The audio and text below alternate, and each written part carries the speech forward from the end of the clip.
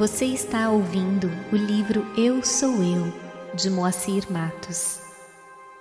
E continuamos a leitura do capítulo 1, Tempo Perdido, Vida Perdida.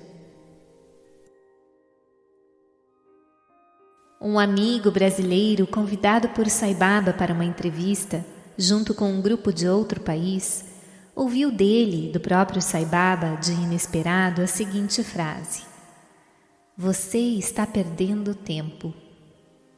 O amigo não entendeu bem em que ele estaria perdendo tempo e o que deveria fazer. Ao final da entrevista, quando as pessoas já estavam se retirando da sala, ele, o amigo, passando perto de Sai Baba e aproveitando o ensejo, perguntou-lhe: "Mas Swami, o que devo fazer?" E Sai Baba lhe respondeu simplesmente: "Qualquer coisa. Qualquer coisa." Percebemos aí a grandiosidade do ensinamento. Estamos sempre a esperar por oportunidades para realizar algo de grande vulto, grandes obras, e nos esquecemos de que é nas pequenas coisas, nas pequenas ações, no colocar o coração em tudo que fazemos, com qualidade, com dedicação, com espírito de fraternidade, pensando sempre na utilidade do que realizamos em termos de benefício coletivo, sem egoísmo, conscientes de que o autor é Deus, ou o Atma, o princípio divino, manifestado em cada um, que estaremos realizando o verdadeiro serviço e seguindo o real caminho espiritual. Como diz Jesus: "Porque onde estiver vosso tesouro, aí estará também vosso coração." Diante da pergunta sobre como se pode realizar serviço e onde, Sai Baba responde: "Com fé, entrega e autoconfiança, cada segundo de tua vida é uma oportunidade para realizá-lo. Consiste de uma atitude, um estilo de vida, uma disponibilidade que funciona como os caixas automáticos durante as 24 horas dos 365 dias. E para o nosso amigo, Sai Baba simplesmente disse: qualquer coisa, qualquer coisa. Qualquer coisa que façamos no dia a dia de nossas vidas, por menor que nos pareça ser, feita com qualidade, com devoção, com sentido de renúncia aos próprios frutos, com espírito de excelência, vivenciando-a no íntimo do coração, com a consciência voltada para o bem comum, constitui um serviço ao próximo, constitui um serviço em nosso próprio bem, em nosso aprimoramento espiritual. Certa vez, alguém disse a Sai Baba que não tinha tempo para se dedicar às disciplinas espirituais, às coisas relacionadas a Deus. E Sai Baba respondeu que Deus compreende todo instante. Deus é a única realidade em todos os momentos da vida. Como não ter tempo de se dedicar àquele que é a única realidade em todas as nossas atividades, em toda a nossa vida e em todos os instantes? Tudo depende de como realizamos as tarefas que nos cabem no nosso dia a dia e certamente o tipo de tarefa que escolhemos.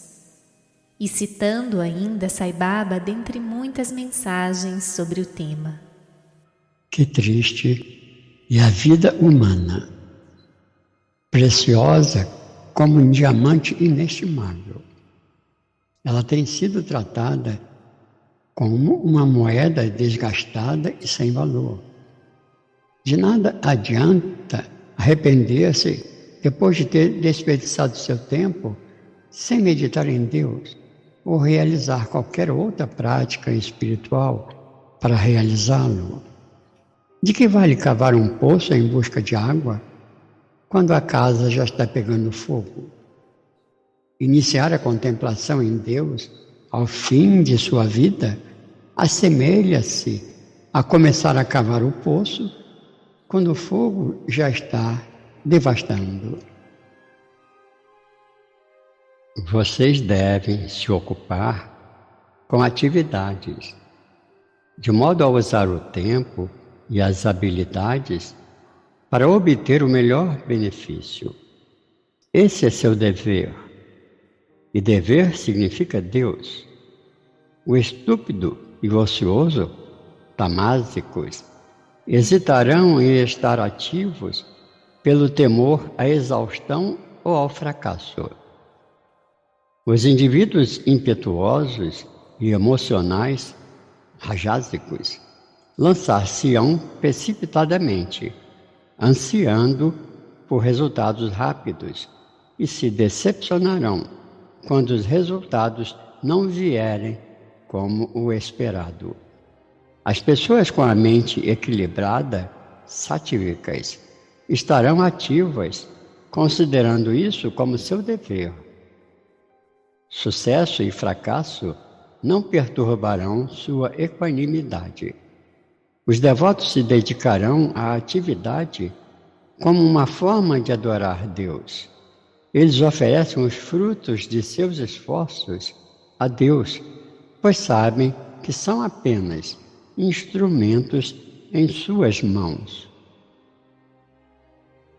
Ressaltando que, segundo a cultura védica, o universo se manifesta segundo os gunas, que correspondem às qualidades da matéria. E são os gunas que caracterizam o universo e tudo o que nele existe. E tais qualidades compreendem rajas, a paixão, acentuado desejo, inquietação, atividade não iluminada. Tamas, o sono demasiado, a escuridão, a ignorância, a estagnação, inércia. E sattva, a pureza, a luz, sabedoria, felicidade e harmonia. Assim, rajas é a árvore que produz o fruto chamado dor. Tamas produz a ignorância e sattva produz a harmonia. Busca-se, portanto, o equilíbrio entre rajas e tamas, chegando-se a sattva, o equilíbrio, a harmonia. E isto se dá também com relação aos alimentos, procurando-se equilibrar os alimentos rajásicos com os tamásicos e procurando, dentro do possível, nos alimentar com os alimentos sáttvicos. Conceito similar existe na própria tradição do taoísmo, em que se procura o equilíbrio entre o Yang e o Yin. Mas vamos deixar que Sai Baba, com suas palavras recheadas de poesia e sabedoria, nos fale sobre os gunas. O divino brilha nos raios do sol. É Deus que revela aos olhos do homem a vastidão e a glória do mundo. A brancura e a suavidade da lua, que conferem paz aos homens, tem sua origem no divino. O universo, baseado na tríplice natureza do tempo e sustentado pela Trindade, Brahma, Vishnu e Maheshwara, é permeado pelo divino na forma das três características da natureza, os três gunas, Sattva, Rajas e Tamas. Em suma, tudo no cosmos é de fato Brahman, o Absoluto.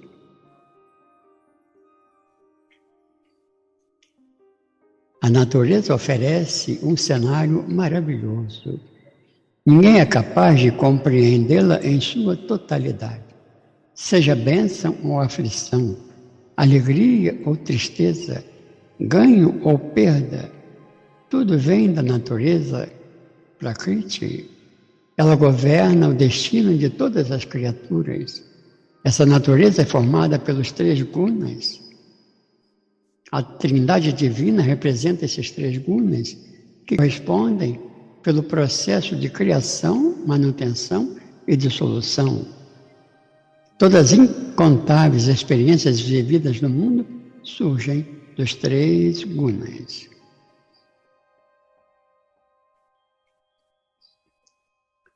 O homem não deve desejar uma vida longa, mas uma vida divina. No cosmos, que é permeado pelo divino, o homem deve buscar, antes de qualquer outra coisa, divinizar ou santificar sua vida, transcendendo os 3 gunas. E tais palavras nos lembram um fato deveras interessante ocorrido com uma amiga, presente em uma entrevista concedida por Sai Baba a um grupo de brasileiros.